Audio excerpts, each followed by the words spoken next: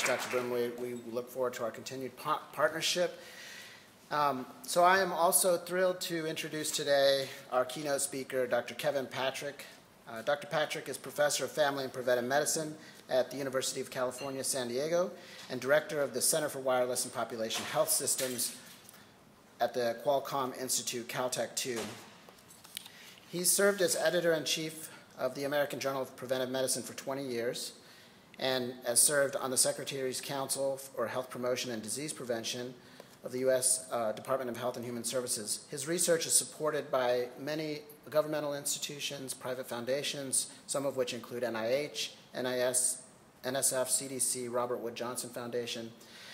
And his research explores how to use mobile and social technologies to measure and improve the health of individuals and populations.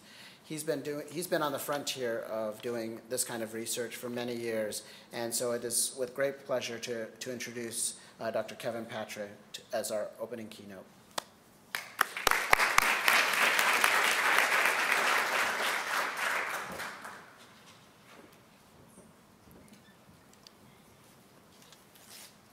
Thank you, Bernard. Really appreciate that introduction, and Dean. So again, it's great to be here, and I thank Bernard and the planning committee that they invited me.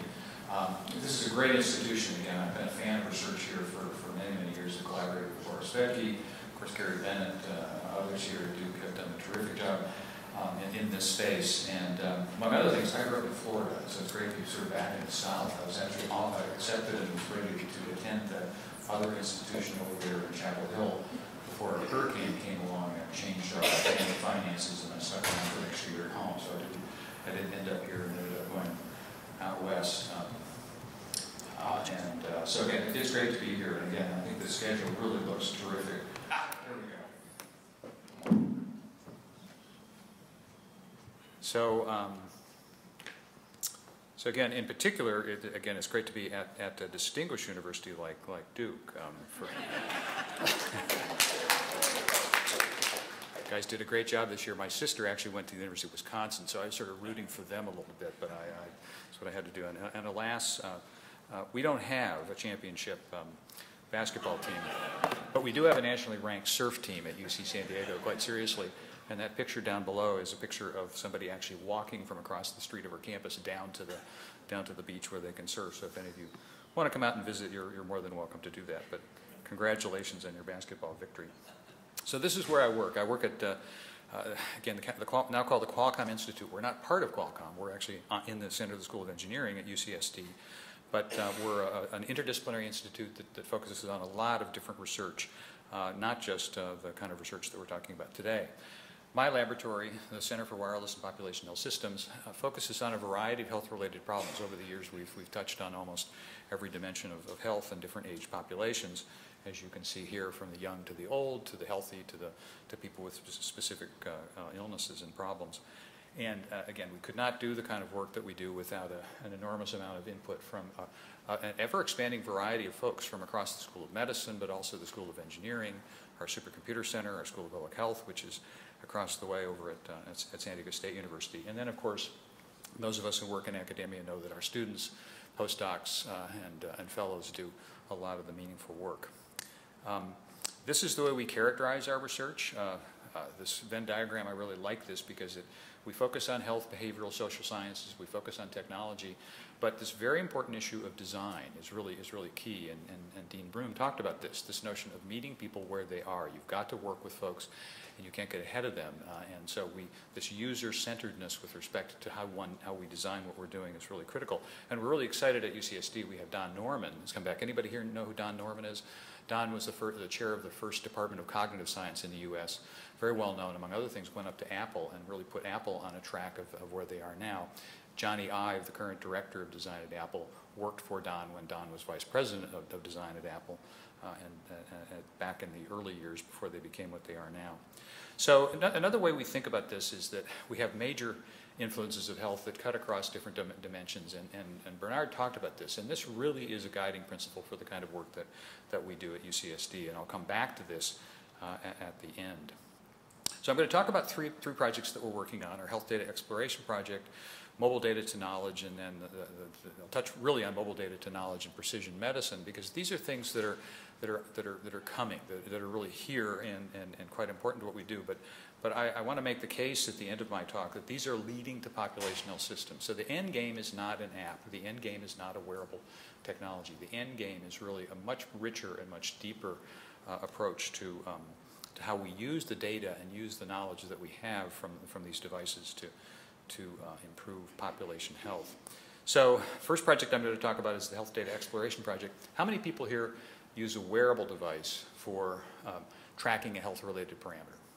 And I mean wearable on your wrist or whatever. How many use an app for that? So more people. Wow, that's a pretty converted audience. How many people use the internet? Everybody, okay? So this is what we're talking about health-related data. There are lots of data that are out there. And based upon this, we started this project based with support from the Robert Wood Johnson Foundation. So they have this expression, health happens where we live, learn, work, and play. And a construct related to this that I've used for a few years is the exposome.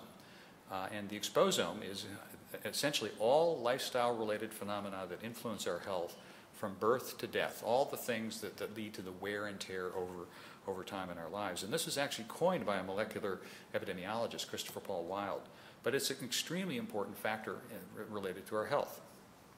An example, breast cancer. We still don't know what causes the majority of breast cancer. We know some genes might contribute to it. We know other things, but we don't. It's still unknown. And so, to understand what the cause is, the government has called for more studies of environmental risk factors. Another area, underweight babies linked to air pollution. Controlling for everything else, including socioeconomic status, race, other things. Air pollution creates issues with respect to birth weight. That's an enormously important environmental exposure that we have to contend with.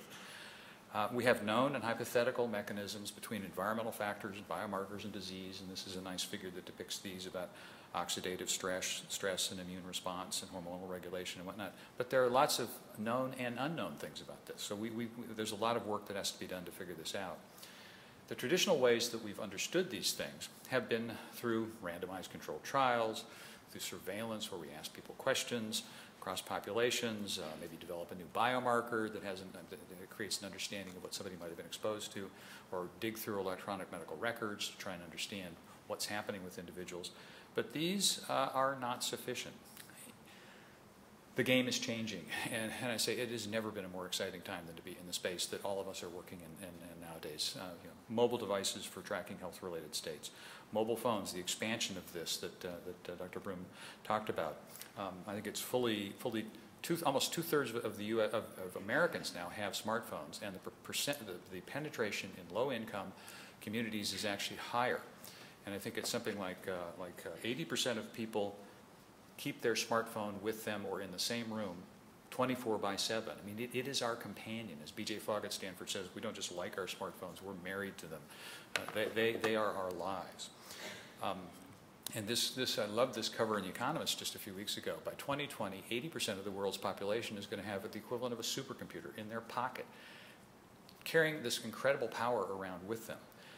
And not only that, these are connected with one another. This notion of connectivity is emerging in an extraordinarily powerful way. And I can't, again, last updated this 1.35 billion worldwide the last quarter last year. I'm sure it's more now in terms of Facebook. And then the Internet of Things. There were more connected devices than people back in around 2007. We're approaching a point where there are 10 times more connected devices. Qualcomm is now calling this the Internet of Everything. Essentially, everything is being connected to everything. And these are leaving digital traces of life that are extraordinarily rich in terms of explaining our lives, and we're sharing this information. Groups like Patients Like Me and others are voluntarily sharing the information with one another to aggregate and develop an improved understanding of what they might be experiencing as a group. So we have this vast, expanding ecosystem of devices, apps, and services generating lots and lots of data. The problem is it's complicated. As this slide depicts. Traditional research data, clinical research studies, we know this, we're familiar with this as researchers, but the context of collection for these data, everyday life. It's expensive to capture data that we would do in our trials. These data are cheap. Validated, we all like to use validated instruments. These data, how valid are they? Do they really represent what it is that we want to know? How specific are they? Are they tuned to the research questions that we have, or are they not? Are they complete or not? Informed consent. When we do our studies, traditionally, as researchers, we get informed consent.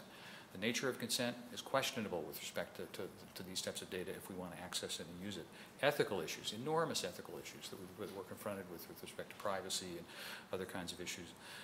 Anonymity, low risk of identification when we're doing our clinical studies, but there is a high risk of identification. Some people say almost certain ability to re-identify someone if you have a few bits of data about them.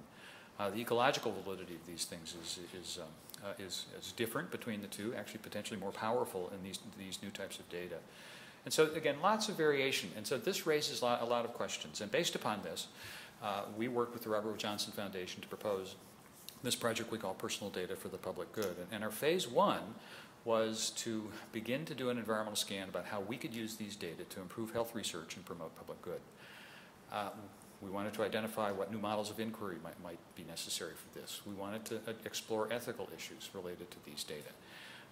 We wanted to explore, and the Robert Wood Johnson Foundation was particularly interested in this, and how these data might be able to be used to address health disparities in ways that traditional research might not be able to do. And then, of course, this compelling problem of costs. You know, we exceeded $3 trillion last year with respect to our annual expenditures for health care. It's an unsustainable rise, and even though the Affordable Care Act has slowed it a little bit, and just secular trends have slowed it a bit, it's still on target to be $5 trillion within a decade or so, and that's just not going to work. So we comprised a board of advisors on this. We had Linda Avey, who is co-founder of 23andMe, Hugo Campos, some of you might be familiar with patient advocacy. He's a sort of a professional patient advocate.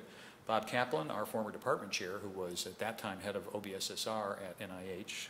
Sendhil Mullainathan, who was a behavioral economist at Harvard. Tim O'Reilly, those of you in the software industry might know the O'Reilly Group, a real champion for open software, open data. Larry Smarr, the director of my institute.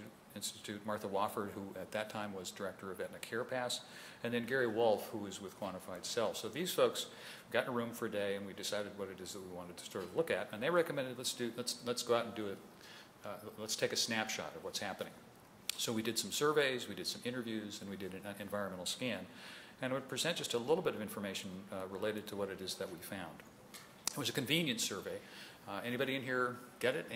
Respond? We actually distribute on listservs and whatnot. So we sent it through to a variety of folks that we had known through our community. So again, mostly female.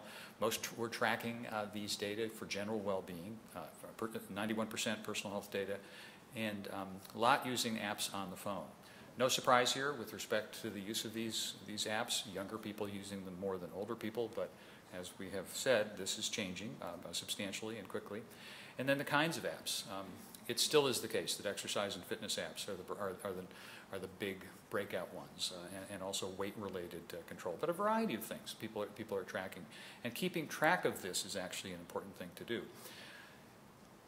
We asked folks whether they would be willing to share their data, whether they share their data, and we asked sort of willingness to share. I'll get on this in a second. But people were already sharing data with friends, with spouses, with their health professionals and whatnot. So this isn't just self-tracking and then looking at it oneself. This is actually opening these data up to other individuals. And I would ask you, who here is willing to share your health-related data to others? Who shares your data? So some folks do. So maybe there'll be some comments on this at the Q&A, because it'd be interesting to know what parameters you use for sharing this. What about ownership of data? We asked folks, did they believe that they owned it or not, or did the company? Now, of course, the companies that capture and track these data almost uniformly have terms of service that say that they own the data. But people who are contributing this data really have an ownership sense. They feel that they own these data and that they should have a right to use it. This is actually a pretty important cognitive difference if you think about this for a minute. And then would you be willing to share your data with researchers? This group definitely would or probably would. Look at that shift to the right. So and we found this uniformly, and we continue to find this in our ongoing work, that people are willing to share data as long as they know that it will have some usefulness to the greater good or to people like them. How important is it that you keep your personal health data anonymous?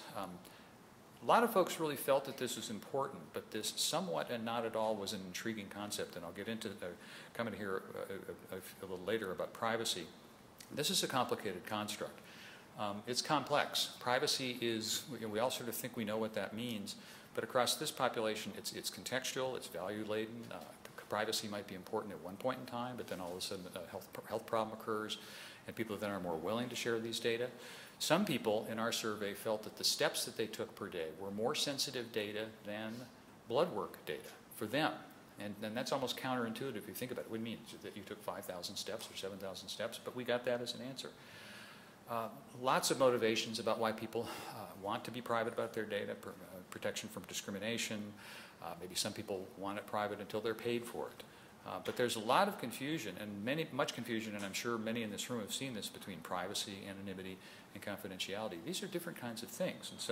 And there's this privacy paradox, and we all engage in this. We all say, yeah, I really want my privacy, I want my data kept private, but when's the last time you spent any time reading a terms of use before you scrolled to the bottom and said accept, and you started to use that app, or you started to use something online? We say we value this, but our actions are not necessarily in line with that. So this is an important issue. How do researchers think about these data? Again, lots of researchers in this room who spent years, if not decades, addressing data. So we got about 134 researchers, a wide age range and professional rank. The majority were in academic settings, but others in research labs. And most were in the health and social sciences, but importantly in this space, about 20% were in engineering and technology. And as a convenient sample, we were probably more likely to get people who had already used some of these data. So about half of them had already used this. So how useful would personal health data be for your research? And the news here is that it's good. People really felt, in spite of potential limitations to this data, it was a potentially useful form of data from the types of devices that they were aware of. And then what about barriers to use? We asked whether there were insurmountable barriers to using self-tracking data, and in essence, people said no. Can these data be trusted? Probably yes. Do they present greater privacy concerns rather than other data? Not necessarily, sort of roughly 50-50, a little bit more, but maybe not necessarily so. And then the one thing one might expect a little bit of a shift here, data collected in clinical settings will be of higher quality. But look at the number of people who say no, not necessarily. So again, there is this shift of understanding of the quality of the data that are being captured. That's a pretty important thing. So here too is another issue: informed consent and human subjects review issues. Existing mechanisms are problematic. I would bet that there's more than one person in this audience who's experienced this when you've taken a proposal to your review board and said, this is what we want to do, and we're going to use these data, and says, well, under what conditions were these data captured, and were people in fact consented? Well, they signed a terms of service, and they clicked through that, and they said, okay, that's not necessarily acceptable by IRBs. This whole issue of what's happening with big data and informed consent is a big, big unknown. We used to think, you could get lost in the crowd. Well, in fact, nowadays, the bigger the data and the more specific the types of things that can be asked, you don't get lost in the crowd. You get found in a crowd very, very easily. And this is not lost on IRBs. So there's some efforts to address this, and in fact, we're continuing to work on this a bit now. Portable legal consent, this was John Wilbanks of Sage Bionetworks. Importantly, John Wilbanks actually developed the consent mechanism for the research kit, and I think somebody here is talking about research kit at the meeting a little later. And we're in some discussions with them as well. So that's one method. There's a method in the UK being developed called dynamic consent, which is a more something that's more tailorable to particular individuals' approaches. And then Sharon Terry and her colleagues have done terrific work with the peer network to essentially define what levels of consent should be used for any particular type of data with what particular types of researchers. And so I recommend you look at her system if you have interest in this.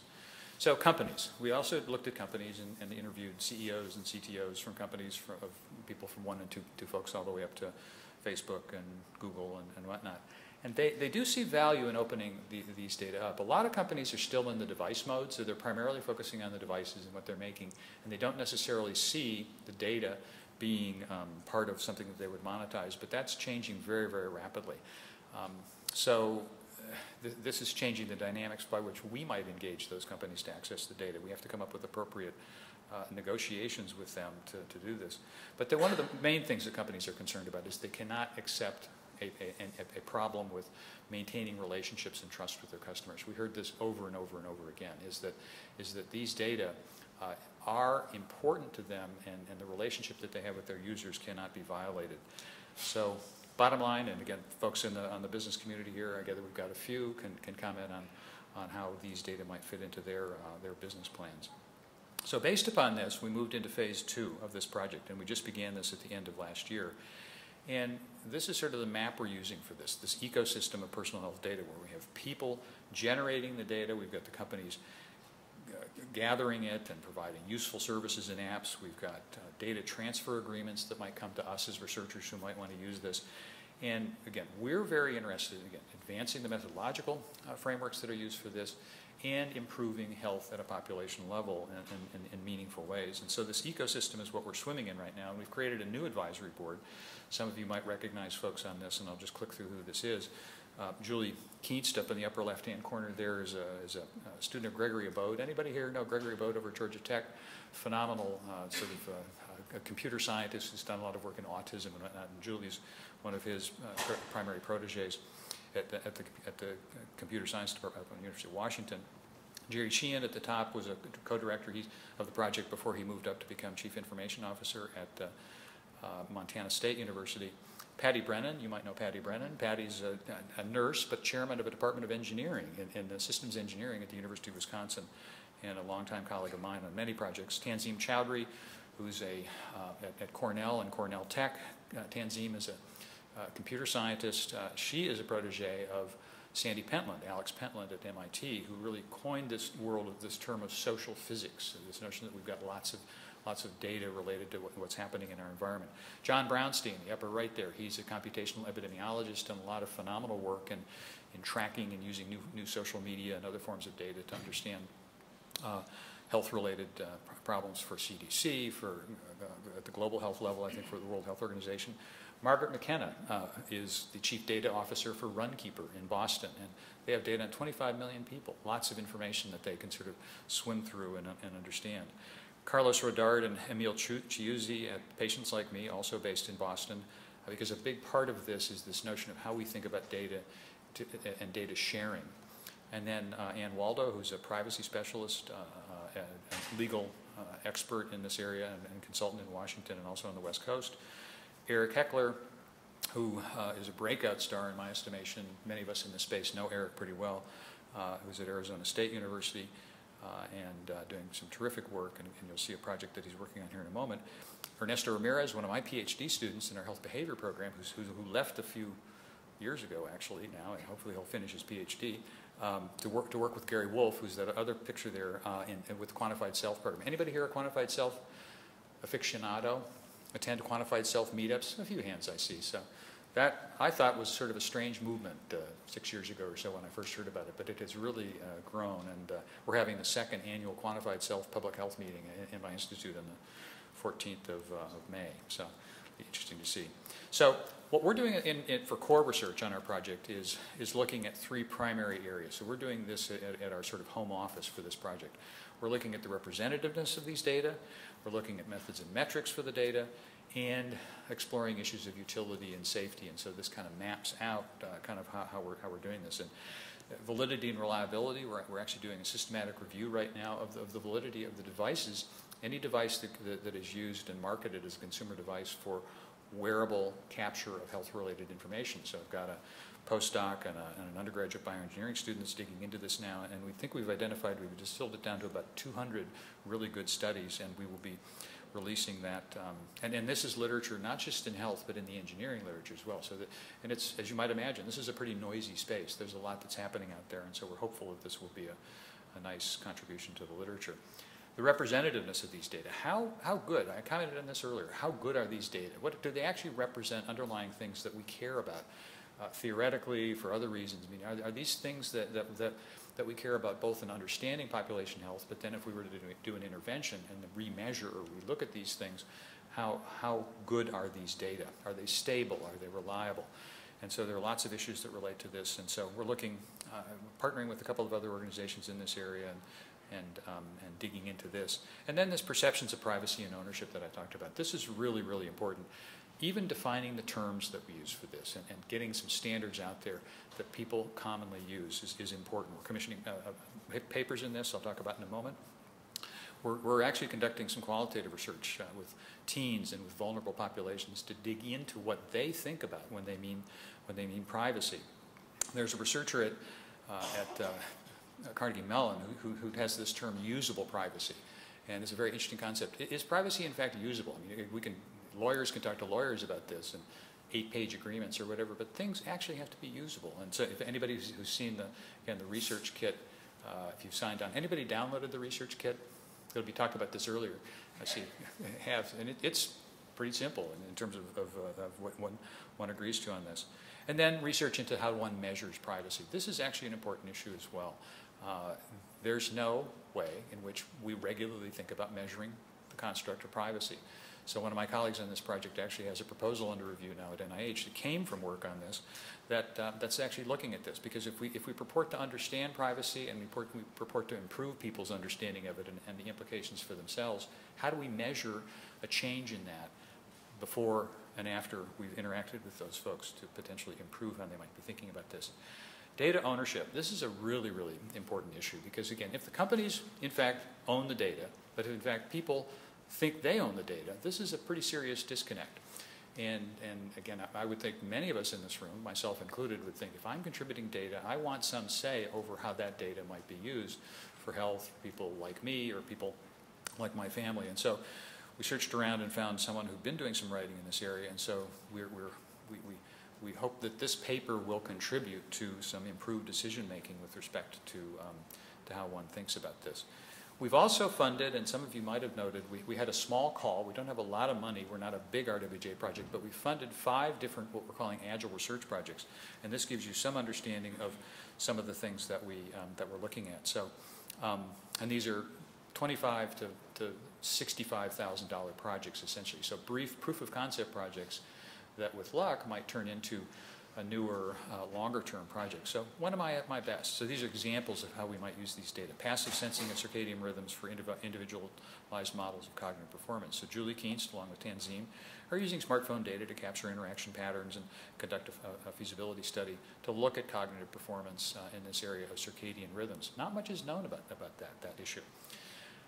Second one, from self-monitoring to self-experimentation. This is a really interesting one, this sort of research-ready platform of patients like me, working with Eric and Heckler over at Arizona State, patients with multiple sclerosis. How can we teach them to experiment using some of these apps with these apps and wearable devices to improve their health, to improve their well-being? Rather than us working at them or working with them in a paternalistic way, can we actually teach them to sort of self-experiment and improve and bootstrap themselves on this? And so this we thought was an interesting concept, and so we're actually working with multiple sclerosis patients to generate, as again Dean Broom mentioned, working with patients themselves to come up with things that they potentially find useful. A third one, Rumi Chinara at New York University proposed this really interesting study looking at runkeeper data and trying to understand essentially interactions between runkeeper data and environmental data.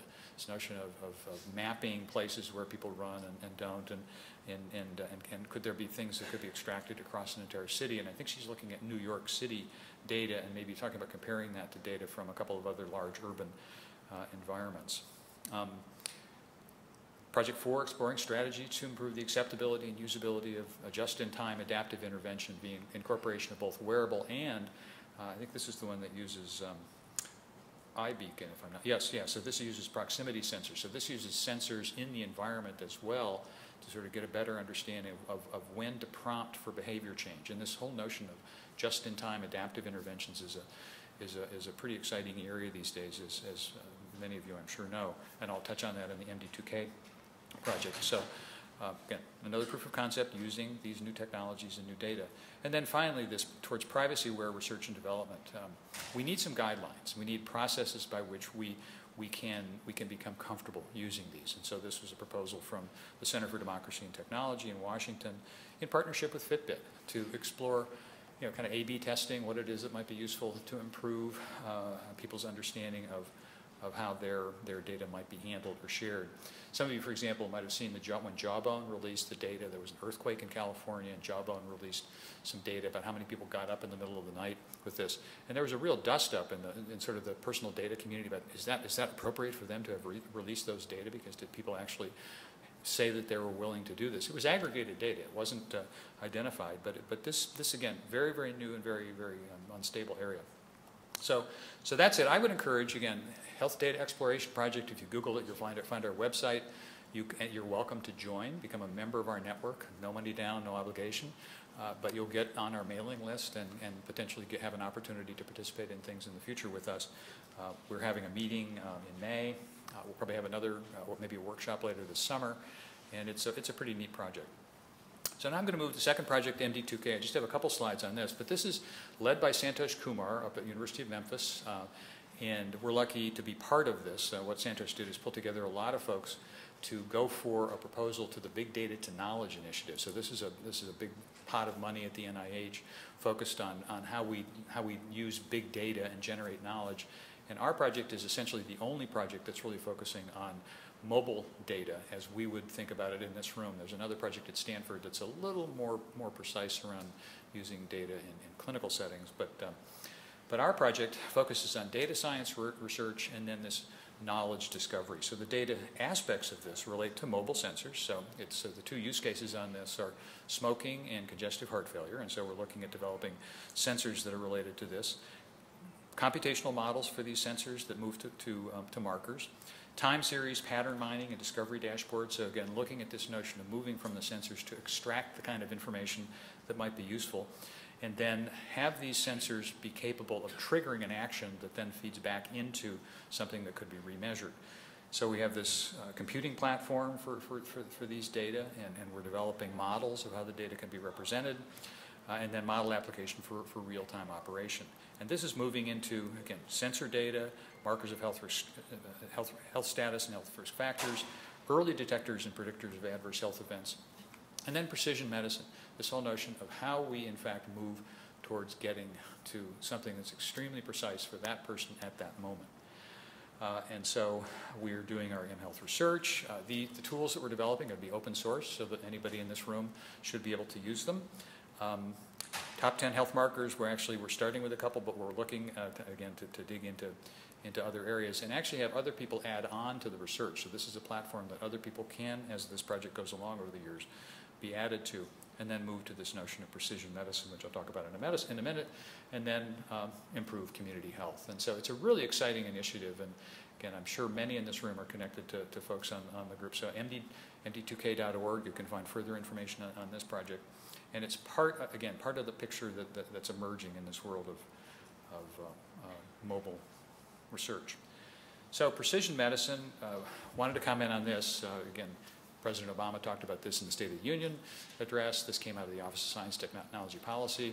Word is that he is really keen on this. So I guess in discussions that Obama and his science advisors have had with Francis Collins and others, this is a pretty serious thing. And it's projected to be $1 billion over the next 5 years. It's $215 million in this year's budget has been proposed. And the vision here is to create a research cohort of 1 million individuals, so 1 million folks moving forward to improve the understanding of how precision medicine can be provided.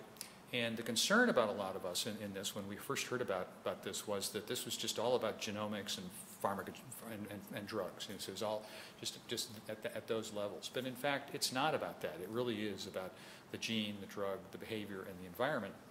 And nothing more telling about this than there were 4 work groups on this. So I got pulled into this last fall. And this is actually very good news for our community, that in fact there are these four work groups, only 2 of which really focus on where the data are going to come from.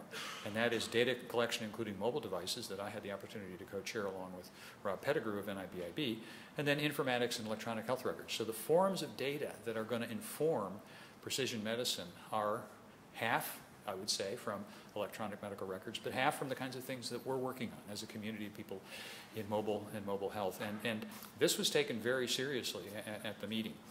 And then the other thing, building a consortium. How do we actually do this? How do we build up 1 million people over a long enough period of time.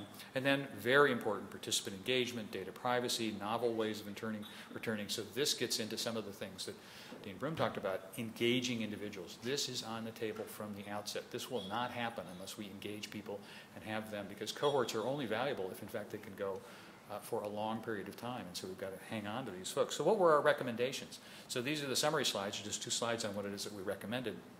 All cohort participants will carry a smartphone and wear a smartwatch for all of the reasons that we know about: movement, GPS, location, ecological momentary assessment, the other kinds of sensors that smartphones have now and will have in the future. And then this notion of this wearable device is really, really exciting. Movement, light ecological momentary assessment. More and more of these wearable devices can have these little sort of glanceable, quick things that could be done. Heart rate variability, ideally, although as we know, that's hard to capture from a device on a wrist, but maybe some good scientists will figure that out. And then specialized apps. And then we felt that other mobile and wireless devices and sources of data will be used in a subset of these cohorts over time, depending upon the research questions. So this is, again, an important thing to pay attention to. And if things go well, and this doesn't crash in the rocks of politics in Washington, there will be some announcements that will be coming out, looking for participation in new projects to do some of this. And those of us in the Mobile and Other Data Committee are going to be pretty disappointed if, in fact, there isn't going to be a substantial focus on some of the things that we care about in this room. So putting this all together, this is an important issue, and this is sort of what I want to try and say, where we're going. How do we put all of this stuff together, and what's the end game in terms of what we're working on? So, like I say, we're now in an era of full acknowledgement of ecological models of health, and we often use this sort of simple model, this thing with the individual and interpersonal and organizational and community and society. But I like this model better. I like this. This is Glass and McAtee model. It still is one of the best expressions. It was in Social Science and Medicine almost 10 years ago and has been used at various NIH conferences to talk about this. And it's essentially a cells to society from bottom to top vision, but it also has a time axis. So the upstream early conception, early life phenomenon from left to right. So in essence, these are the factors that influence health from again, our molecular substrate all the way up to groups and families and work sites and other things. This is really, really an important vision. So these are systems of systems with multiple components, levels and dimensions, and essential interdependencies. But the problem with our research to date is that we tend to consider these in isolated ways. Somebody's working here. San Diego, you throw a rock and you get somebody working in genomics. Somebody's working on behavior. Someone's working maybe at family level things, and somebody's working at a macro level. We tend not to put these together like we should. Because of this reductionism, we typically produce health interventions for highly complex issues in isolation as if they're a pill or as if they're a device. And that's not enough. It's not enough to just build more develop more pills and create more devices. We've got to move beyond this. Otherwise, we'll just continue to be sort of doing things that act on their own. We need to focus on complete systems for health, and we need to step back to find ways to do this, to put all of this together in some way, so that we're working at a macro level. I've become intrigued with this notion of cyber-physical systems. There's actually a field of engineering science called cyber-physical systems. And I'm actually co-PI of one of the grants, an NSF grant in this area. It was the first time I was exposed to it, and I'm not sure how many of you have been exposed to this. But this is integrated hybrid networks of cyber and engineered physical elements, designed and engineered to create adaptive and predictive systems and enhance performance, including safety, security, reliability, agility, stability. This is a language that's being used in many other sectors on a regular basis, and many scientists and engineers focusing on this. Through the convergence of networking and information technology and systems of products and associated services. And I like this picture because it's, in essence, this says this is happening. This is happening in transportation. This is happening in energy, in the Defense Department, in a variety of areas, including somewhat in medical care, but not enough. Not enough in healthcare, and certainly not enough at a population level. And so stepping back at a macro level of the kind of things that I think we need to focus on if we're going to focus on all of these things that address population health. And Bernard had that slide that showed these other factors, social factors and whatnot.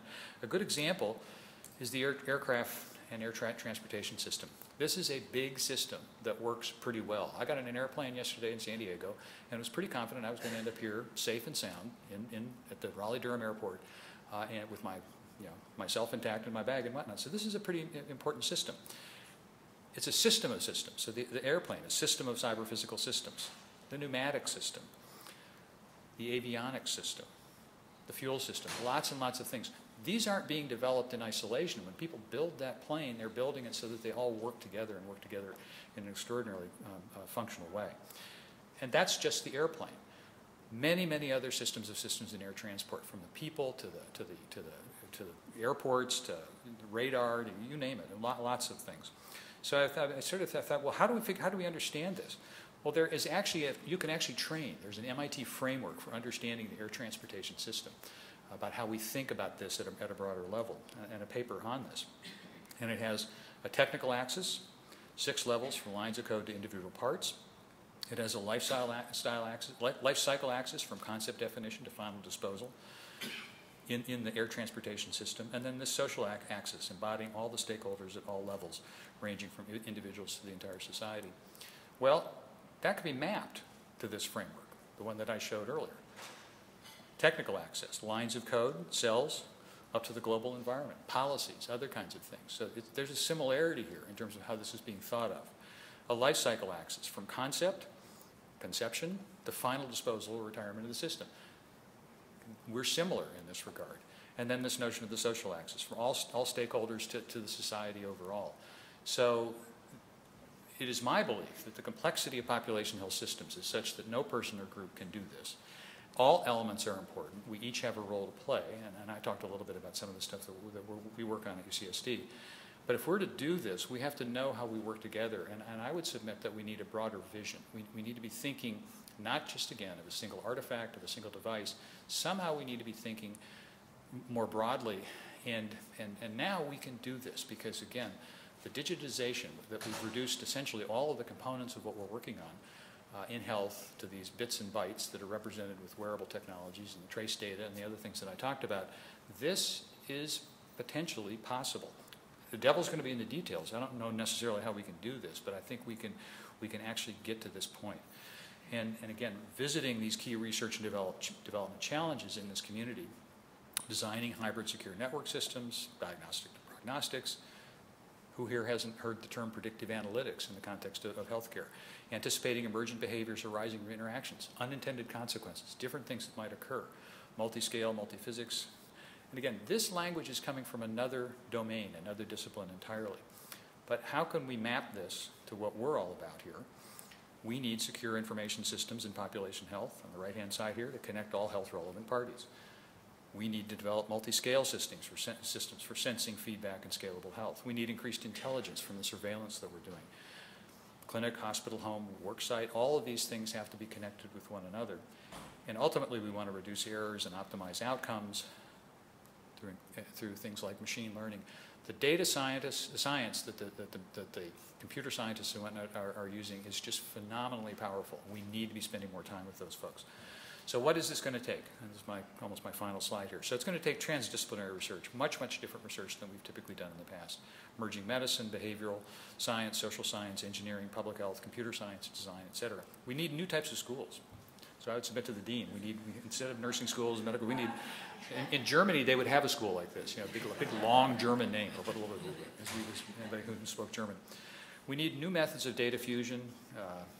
Bernard talked about this, data fusion, synthesis, comprehension, multi-level, multi-dimensional, spatial, temporal, new types of variables with much more meaning for health.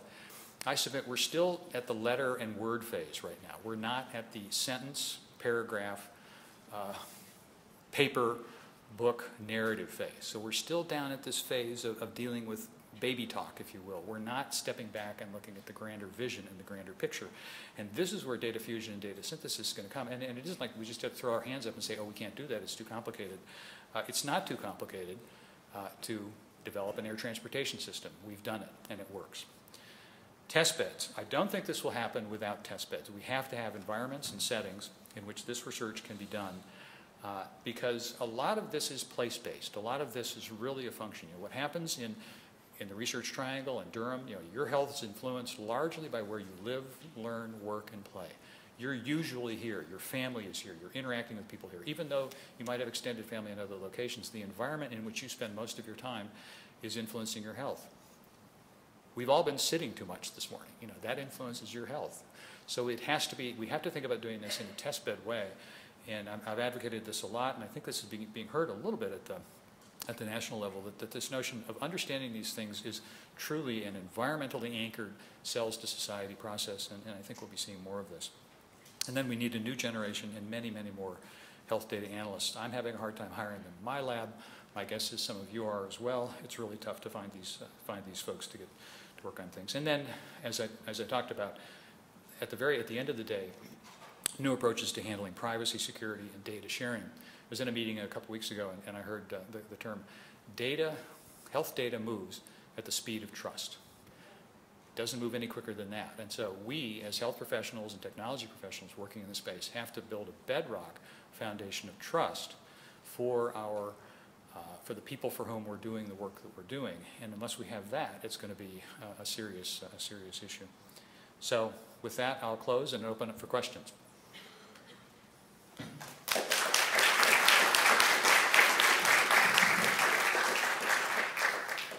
And we have some time. Bruno. That's great. Yeah. Very insightful presentation. I know why we invited you to get inspired for this grand challenge here. If you'd like to come up to the microphone, please do so. And we'll have time for a few questions. I am going to probably cut us short a little bit to get us back on time. I think one of the things that I was surprised about with your talk was how many people are working across fields, working not even in the sort of health specialists. We have business partners, people at different companies working with scientists, health researchers.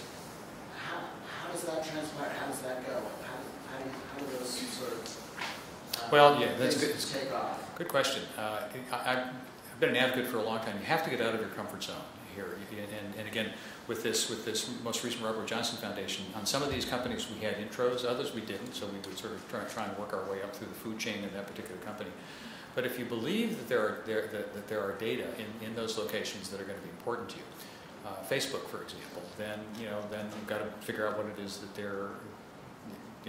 what rules and regulations it is that might be there. And as we all know, this is an unstable area right now. I mean, Facebook, we've been doing intervention research with Facebook for the last 5 years or so, and they've changed, I think they've changed 4 or 5 times some of the rules and some of the regulations with respect to how they would handle certain access issues. So it's a community that has to be kept up with. How many people here from a school of engineering or something close? I know we have the people in the community maybe. So we have, look like 10, 12, 15. That's another area, and of course, the engineers often have a closer relationship with industry, in part because engineering students, in our experience, will spend summers at working with companies and then come back for working on their PhD, and so there are closer relationships often that exist. A lot of our engineering professors were successful founders of companies and then came back. They decided that they wanted to come back into the academy and do more. So I think this, again, is highly interdisciplinary. That this type of work has to be done across disciplines and across sectors. And one of our advisors told us early on is that a big part of our project is probably going to be socializing some of these companies to become more public citizen oriented, if you will. I mean, it's this notion that it's not natural necessarily for a company to think that they might have that kind of role, but if you can find a way to socialize them to get to be more willing to open up some of their data and potentially meet some of their business needs, that might bring them along. Really enjoyed your talk, Mr. from NC State. I wanted to know in your slides towards the end you mentioned building this framework and picking top 10 vital on the MD2K project, yeah. Can you give us an idea of how you go about and pick those? Are you just getting them from the medical professionals? It's still open right now. I think then the MD2K, we picked the first 2. The smoking and congestive heart failure were picked largely because of the fact that a cluster of the researchers, Bonnie Springs' group is part of this up at Northwestern, and she and Dave Wetter were interested in smoking. And then there was a group at Ohio State that Dr. Kumar had been working with on this area of congestive heart failure. So the first two areas that we decided to focus on were primarily related to expertise. But our work, we were brought in because we've done a lot of work on location-specific things using GPS and some of the other technologies in phones, and trying to essentially nail people to a map through GPS and GIS data. And we have one of the provocative question grants in that area. So location awareness, context awareness is something that we're working on. And we're factoring this into both congestive heart failure and smoking based upon what people might be exposed to as far as a cue to have them crave smoking, or in congestive heart failure, it's salty food, essentially finding a place where they're likely to have way too much salt in their diet and then tip over into an episode of an exacerbation of their congestive heart failure. But I think we're talking about trying to identify other markers as this project goes along that would be important. And there's been some discussion on the phone calls, but we haven't necessarily settled on third and fourth and fifth use cases. Some of these use cases might in fact stem from what we're currently working on. It's not too much of a leap from thinking of those two things into obesity or into drug and alcohol. I just finished working on another proposal looking at adolescents exposed to things which might contribute to drug alcohol abuse, and using some of these technologies in a prospective way to understand risk and events, if you will. So, any other questions? So, well, thank you very much.